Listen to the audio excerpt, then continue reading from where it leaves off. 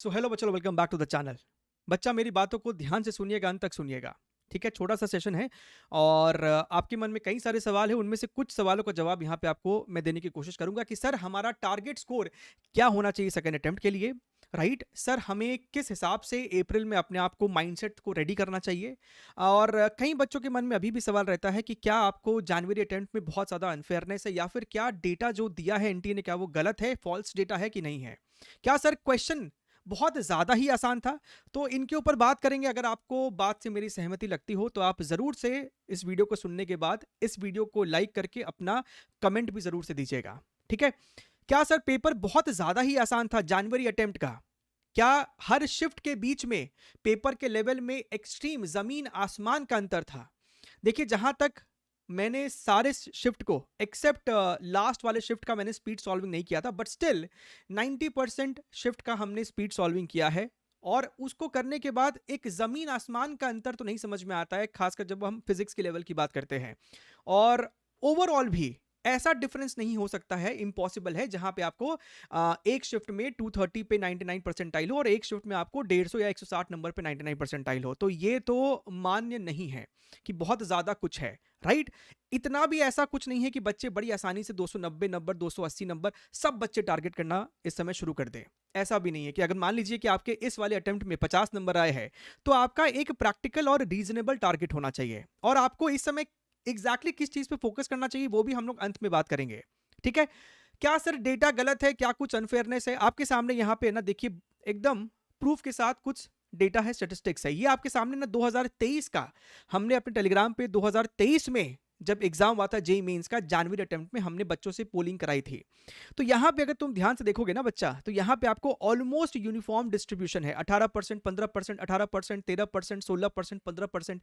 Still the variation is not that extreme, जिस कारण से आपको 99 परसेंटाइल जिस मार्क्स पे जाता था वो भी आपको बस 20-30 मार्क्स के डिफरेंस में ही खेलता रहता था। ठीक है, क्या तो बच्चों की क्वांटिटी ज्यादा होने की वजह से या फिर आपको पेपर के लेवल के डिफरेंस की वजह से, लेकिन 20-30 मार्क्स के डिफरेंस में ही खेला जाता था। इस बार जब एनटी ने आपको डेटा दिया, उन्होंने एक पीडीएफ रिलीज किया था, प्रेस रिलीज किया था, उसी के डेटा को हमने परसेंटेज में कन्वर्ट किया है, जहां पे उनका कहना है कि 27 तारीख को 2024 में जनवरी अटेम्प्ट में भाई साहब 20.26% बच्चों ने एग्जाम लिखा। 29 को अगेन 20th, 30th को ऑलमोस्ट 20, 31st को भी ऑलमोस्ट 20 और फर्स्ट को भी ऑलमोस्ट 20। भाई उनके हिसाब से बड़ा ही यूनिफॉर्म, इतना यूनिफॉर्म डिस्ट्रीब्यूशन तो आज तक नहीं देखा गया। हमने अपने यूट्यूब चैनल पे एक पोलिंग करवाई थी और देखिए, मैं और कहीं के बारे में नहीं कह सकता हूं, लेकिन हमारे चैनल पे मोर देन, मुझे तो लगता है कि ऑलमोस्ट सारे ही बड़े ही जेन्युइन एस्पिरेंट है, क्योंकि यहाँ पे कंटेंट ही उस प्रकार का है। तो ऑलमोस्ट जेन्युइन सारे के सारे एस्पिरेंट्स हैं। हमने जब पोलिंग कराया था, ये आपको हमारे कम्युनिटी पोस्ट पे भी पड़ा हुआ है, आप जाके उसको वेरीफाई कर सकते हैं। मोर देन 48,000 एस्पिरेंट ने यहाँ पे पोलिंग करी थी। और भैया नंबर गलत नहीं बोलता है। यहाँ पे आपको 27 तारीख में बच्चों ने 34% पोलिंग करा है, यानी कि 34% बच्चों ने 27 तारीख को पेपर लिखा था और 1 फेब को मात्र 10% बच्चों ने पेपर लिखा है। तो ये दोनों तो बड़ा ही ड्रास्टिक जमीन आसमान का अंतर है डेटा के यहां पे मिसमैच में।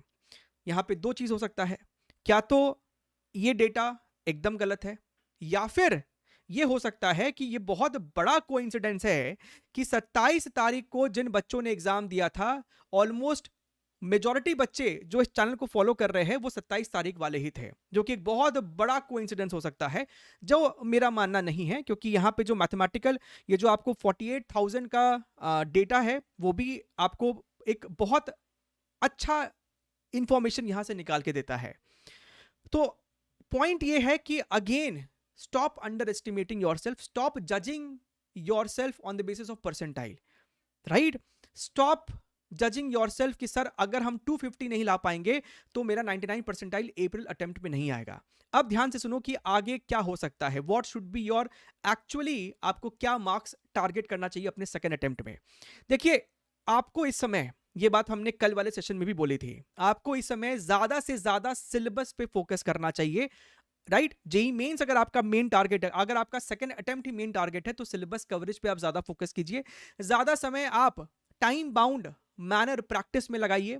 अपनी गलतियों से सीखे। आपने फर्स्ट अटेम्प्ट में आपने जो गलतियां की उससे सीखे और उसको अप्लाई करें अपने आगे आने वाले सेकंड अटेम्प्ट के लिए। राइट, सी 2022 में भी ऐसा हुआ था, 23 में भी कुछ ना कुछ ऐसा हुआ था कि जहाँ पे जब भी वो लोग कुछ इस प्रकार का चीज़ करते हैं, वेदर दे एक्सेप्ट इट और नॉट, लेकिन सेकंड अटेम्प्ट में आते-आते उस चीज़ को वो लोग सुधारने की कोशिश कर लेते हैं।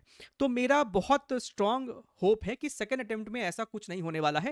हालाँकि सेकंड अटेम्प्ट से पहले भी हम लोग पोलिंग करवा लेंगे ताकि आपको भी एक वास्तविक पिक्चर दिख जाए कि किस हिसाब से आपको डिस्ट्रीब्यूशन होने वाला है। So I am not expecting such variation in the second attempt. तो जैसा ट्रेंड पहले चलता था वैसा ही सेकंड अटेम्प्ट में बहुत पॉजिटिवली मेरे ख्याल से चलना चाहिए। यानी कि 180, 190 या फिर 200 मार्क्स तो बहुत ज़्यादा हो गया है आपके 99 परसेंटाइल के लिए। But again my agenda is not running after the marks, right? ऐसा नहीं है कि अगर आप अभी 50 नंबर पे है तो आप 250 नंबर का प्रेशर लेके बैठ जाए, आप 280 नंबर का प्रेशर लेके बैठ जाए, है ना? बच्चा उस चीज में ना पढ़ना ही छोड़ दिया है। मेरे पास भर भर के ईमेल है, चैट्स है, मैसेजेस है कि बच्चे इतने डिप्रेस्ड है कि सर ये सब नंबर तो एकदम अनअचीवेबल है, तो हम लोग क्या पढ़ना ही छोड़ दें? Right? I am expecting a better exam conduction. आपका एम ये पहला 3 चीज होना चाहिए। आप जो चीज नहीं पहले पढ़ के गए थे उसको आप कवर करें। जो इजी चैप्टर्स है, जो इजी सब्जेक्ट्स है, for example physics, chemistry, right, आप उस पे मैक्सिमम सिलेबस उसका टारगेट करें। हो सके तो 100%, नहीं तो कम से कम 90-95%। हम लोग आगे आने वाले समय में और वीडियोस लाएंगे जहां पे आपको प्रॉपर एनालिसिस फिजिक्स के हिसाब से हम आपको और दे सके। आपके कल भी हमने कमेंट्स पढ़े थे जहां पे आपके रिक्वेस्ट है असर्शन रीजन को लेके, हम लोग उस पर भी काम करेंगे।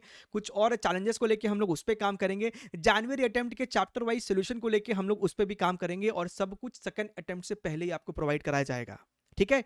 Make sure to hit that like button and share your opinion, share your comment down below. चलिए, take care, wish you all the very best and bye bye.